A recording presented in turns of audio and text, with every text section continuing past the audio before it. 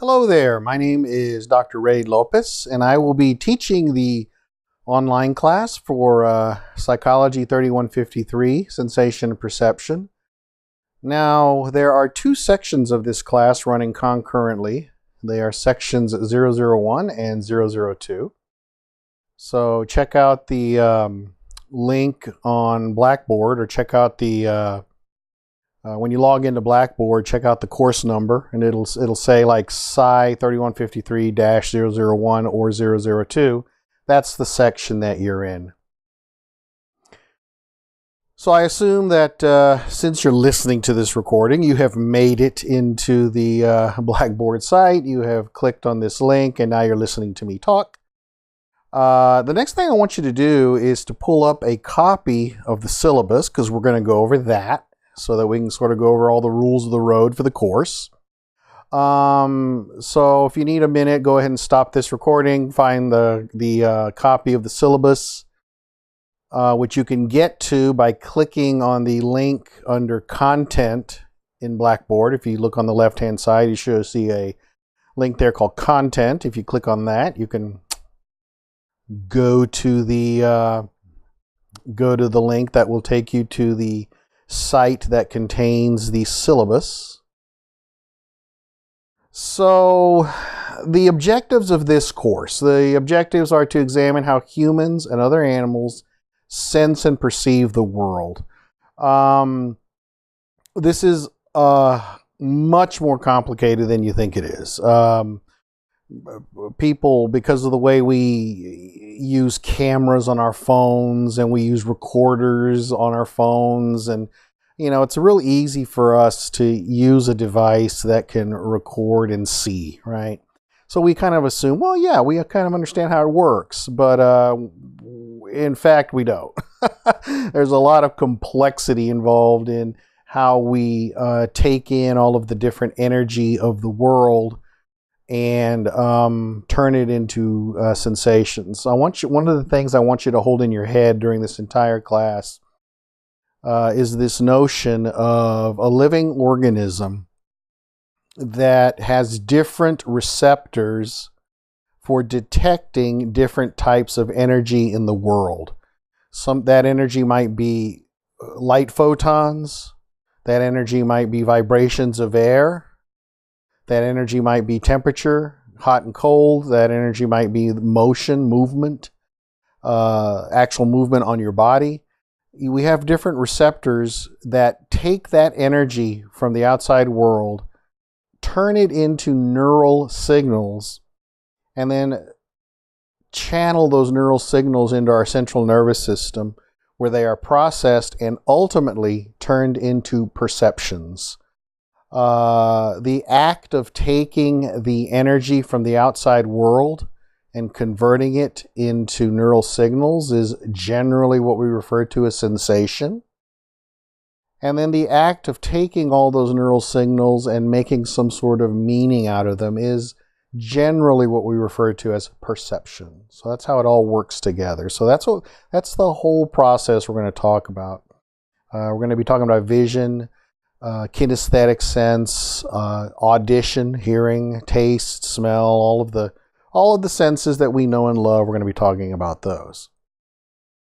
The prerequisite is that you have to have suffered through Psych 3403 with a grade of C or better. This course will utilize Blackboard only for the tests, of course. You can go to utsa.blackboard.com. There is a Cengage Mind Tap option for the book. If you want, you can buy that. You're more than welcome to. So I think it's like $95. It ain't cheap. I don't require it, however, but it does. Mind Tap does have a lot of really helpful, useful stuff on it. So if you want to get it, go for it. My office hours are going to be Tuesdays and Thursdays from 5 to 6. My office is located in the MH building on the 4th floor, 40422. So you can definitely see me Tuesday, Thursdays from 5 to 6. And if you want to see me, shoot me an email. Just say, hey, I'd like to stop by your office hours. Just let me know. So because nobody ever comes to office hours, so sometimes I just sort of give up and leave early. I do teach a class at 6 on campus, so I will be probably leaving there a little early to go to that class, which it's like down the next floor below me, so it's not like I have to leave like super early. But I am teaching down on the 3rd floor of the MH building from 6 to 7:15, I guess. So if you don't catch me from 5 to 6, you can catch me down on the 3rd floor of the MH building shortly after 7, I suppose.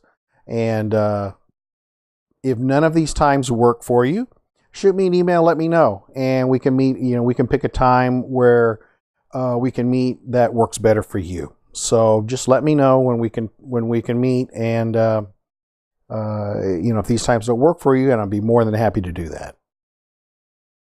Next section on the bottom of page 1 of the syllabus, textbook. Now this is an online class, so the textbook is really important.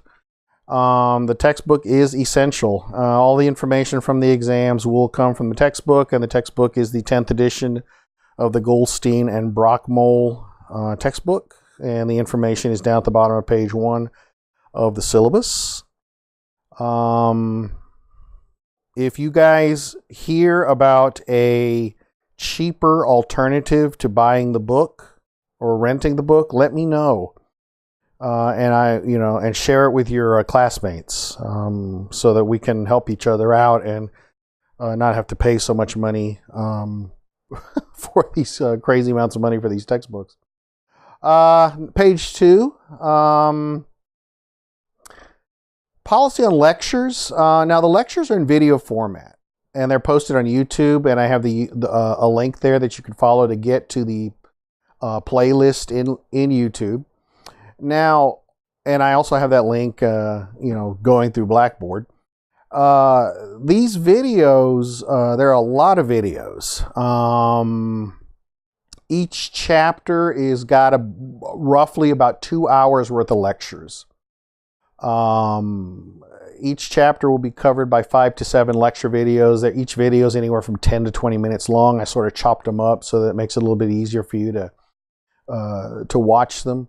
They are on YouTube, so you can watch them, anywhere you can watch YouTube, on your phone, wherever you are. The slides for each video are also posted on Blackboard. I'm sorry, in the website where I have all the content, which is accessible through Blackboard. You'll notice that when you click on the link to get to the course content, it takes you to another website, a very simple looking website with just some text and a white background on the web page.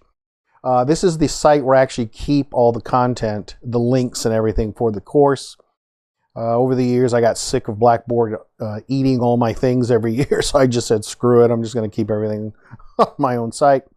So that site where I keep everything does contain the links to all the videos, as well as the slides for the videos, so that if you want, you can follow along with the slides. The videos. When I first recorded these videos, I was learning how to record lecture videos. So the first 3 chapters are like awful. The videos are just awful. And I admit that. Now you can still hear them, and they're perfectly understandable. They're just very amateurish and stupid looking. But they're very usable. Don't think they're not usable. They're very usable. They just look stupid. They're just not very good. But after I think it's chapter 4 from on, those videos are much better. They get better in quality as I learned, how to use the tools that I had.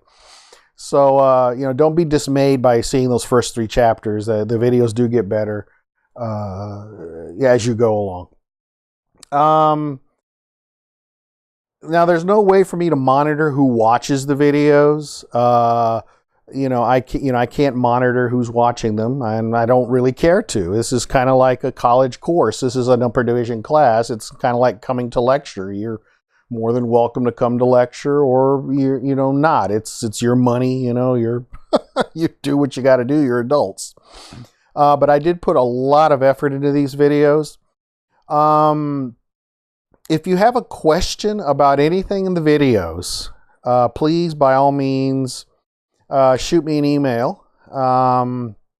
If you want to shoot me an email. And if it's a question that I think is interesting, that everybody else would like to know about, then I will post it in Blackboard so that everybody else can see it, with your permission, of course.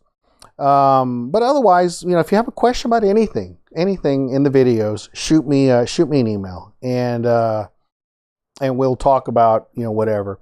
If you see something that you don't understand, for example, if you see something that you think is wrong, every now and then I'll get comments that something I said was wrong in a video. And I never get a follow-up. I'll just get these smart asses that say, oh, well, he's saying something wrong. Well, if you think I've said something wrong, by all means, let me know. Maybe I am wrong. You never know. I don't think I am, but I could be. And if you if you bring it to my attention, I can either look at it and say, oh my God, you're right, I was wrong. I will, I'll correct that, or we can talk about why it looked like I was wrong, but maybe I wasn't. So, I want to just make sure that we have that conversation. Since this is an online class, and we're not going to get to see each other, and blah blah blah. Just want to make sure that there's some communication out there, right? Because it's hard with an online class. It's really hard to do that. I've pretty much given up on any hope of having an online class that's like a real class, because they're just not. But I'm gonna try. I'll try as I can to make this as to give you as much value for your money as possible, because you've obviously paid a lot of money for this class. So there's that on the lectures. They're online. Some of the videos, the first few videos, are not very good. Please send me emails about any questions on the videos. Now the exams. Now all the exams are given on Blackboard. There's 4 exams. You don't have to go to the UTSA campus. All the exams have dates when they're due. So, so you can look at the course calendar and see when the dates are due. Now, here's the thing on exams. There's a lot of cheating going on, and I can detect it with various data analytics tools that I possess. I should mention to you that I am an adjunct professor at UTSA, so that means I'm a part-time professor. I'm not a full-time professor. I teach. I'm teaching 3 courses per semester at UTSA. My full-time job is working for IBM. I work for IBM in their artificial intelligence group, and I'm an expert in artificial intelligence and data analytics. So I have some tools at my disposal that can look at the patterns of usage as people access and go through the exams. And it's really easy to tell when people are cheating. By looking at the way the exams are patterned, I can tell that there are people that have copies of the exams. I can tell that there are people that are getting assistance from others. So there's a lot of that going out there. And because of that, I've locked these exams down fairly severely. First of all, you can only attempt each exam one time. So once you start the exam, you have to finish it. You have to finish it. I don't want to hear anybody say, oh, I thought I could finish. No. Once you start it, it's got to be completed in that sitting. Now, what this means is when you start the exam, you better make sure that you have, the time to complete it. You better make sure you're in a quiet place where you can complete it.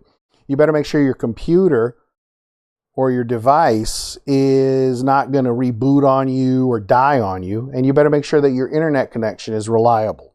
Okay? You can only attempt it one time. If you bail out in the middle of it, you're going to get whatever grade you get. So if you bail out in the middle and you've only answered 5 questions, you're going to get graded on having missed the other, 60 whatever questions on the exam. There's no makeup exams given, since this course is essentially self-paced. I do have due dates for each one of the 4 exams, but you can take the exams anytime before the due date. They're available right now. They're there. You could literally sit down, take all 4 exams right this moment, and be done with this course within, 2 or 3 hours. I don't know how good of a grade you'll get, but, you could do that. So there's no makeup exams. Now, having said all of this, there's no makeup saying if you bail on an exam, you're going to get whatever, you're going to be great. You're going to be graded on whatever you've completed. Now, having said all of that, I want you to pay attention to this. I understand that sometimes shit happens.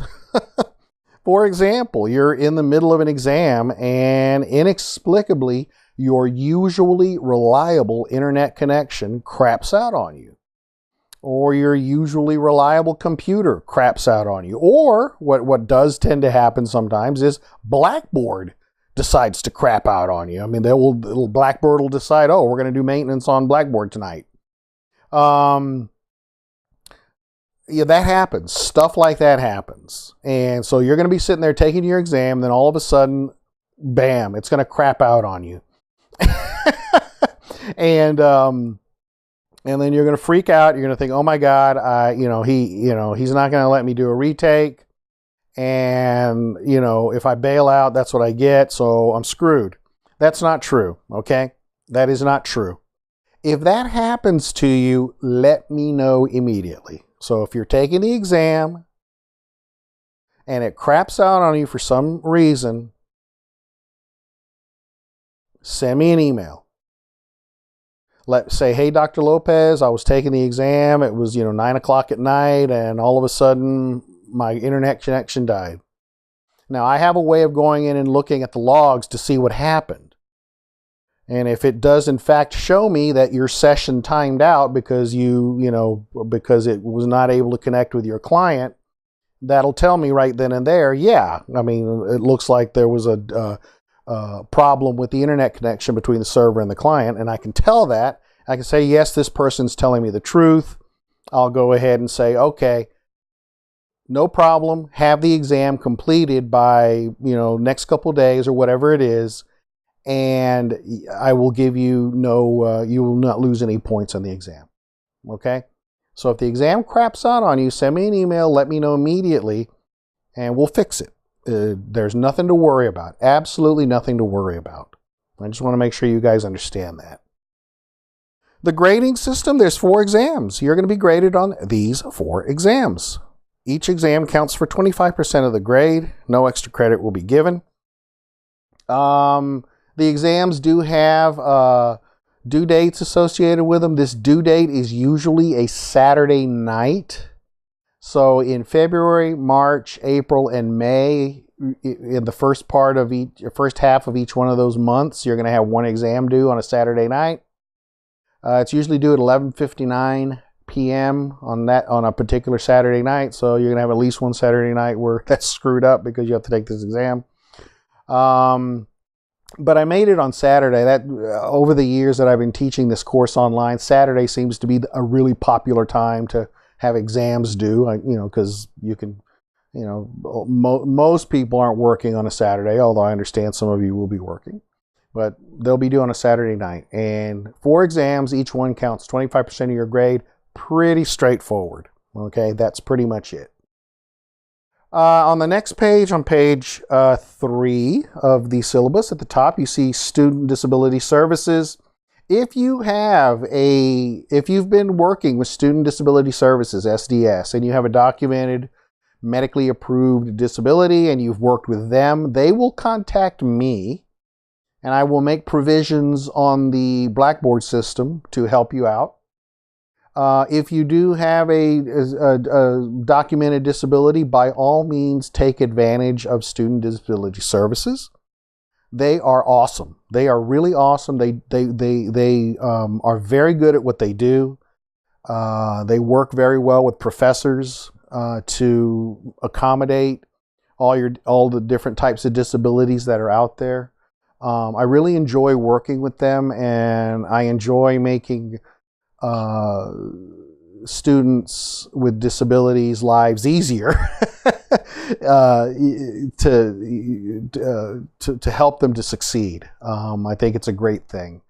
And if you have a disability but you don't have it, approved by a doctor, get yourself on that. If you think you might have like dyslexia or something else like that, go see a doctor about it. Go talk to your doctor. And see if you do have something. If you get a diagnosis, then the next step is going to be going to talk to SDS, and that's just a great example of taking care of your business. But by all means, take advantage of it. It's a great service, and if you have seen SDS, they will contact me directly. Academic dishonesty, there's a very long section here on academic dishonesty. You guys all know what it is. There's cheating on online courses is just crazy rampant. And there is literally very little I can do about it other than detect it and punish it when I see it, which I do. But read all that and basically don't cheat. Just please don't do it because it sucks. Please make a note. Go to ASAP and look at the academic calendar on ASAP and make a note of the date that you can drop the course. Now that's really just for you. I hope you don't drop, but you never know. Life, sometimes emergencies come up. Heaven forbid some awful thing should come up in your family or in your personal life where you have to drop out of school. But, if something horrible does happen, at the very least, just write down the drop dates. And that way you'll know, in all the panic, that's one less thing you'll have to worry about is looking up when the drop dates are. Just look when the drop dates are, write them down in your planner, and just keep them there just for safekeeping, in case you need them. Just make sure you know when they are. The course calendar is pretty straightforward. It's basically just the due dates for the 4 courses, and that's shown in the middle of page 4. You've got exam 1 due on 9 February at 11:59 p.m., and that covers chapters 1, 2, 3, and 4. Exam 2 is due on 9 March 2019 at 11:59 p.m., and that covers chapters 5, 6, 7, and 8. Exam 3 covers chapters 9, 10, 11, and 12, and that's due on 13 April. And then finally, exam 4 covers chapters 13, 14, and 15, and that's due on 11 May, which is really the last possible time Saturday that I can have an exam due, because grades are due shortly thereafter, so I just went ahead and made it 11 May. Now again, if get your exams done by these dates. Write these dates down, because since you're not going to class, nobody's going to be reminding you about these dates. So you need to remind yourself that, these are the dates that the exams are due. Get them done, get them submitted by 11:59 p.m. Not started by 11:59, but submitted by 11:59. So that means worst case scenario, you need to be starting your exam at 10:30 at night or something on Saturday, so that you can get it done on time. Again, if you are, cranking out your exam and it craps out on you and it's, it's 11:30 on Saturday night and you were almost done and and your internet connection died and all of a sudden you can't finish your exam, don't worry about it. Do not worry about it. Even if it's going to be late, that's fine. Send me an email. Let me know what happened. I'll verify it and we'll take care of it. So don't worry about it. But write these dates down. Keep track of them. Make sure you get the exams done by these dates. While you're watching the videos, if you have any questions or comments or feedback or whatever, shoot me an email or come visit me during office hours. Please visit me during office hours because like nobody ever does. But so, and then finally at the end of the syllabus here on page 4, I have a link to all the different places that you need to go for the course, including my YouTube channel, Blackboard, ASAP, etc., etc., etc.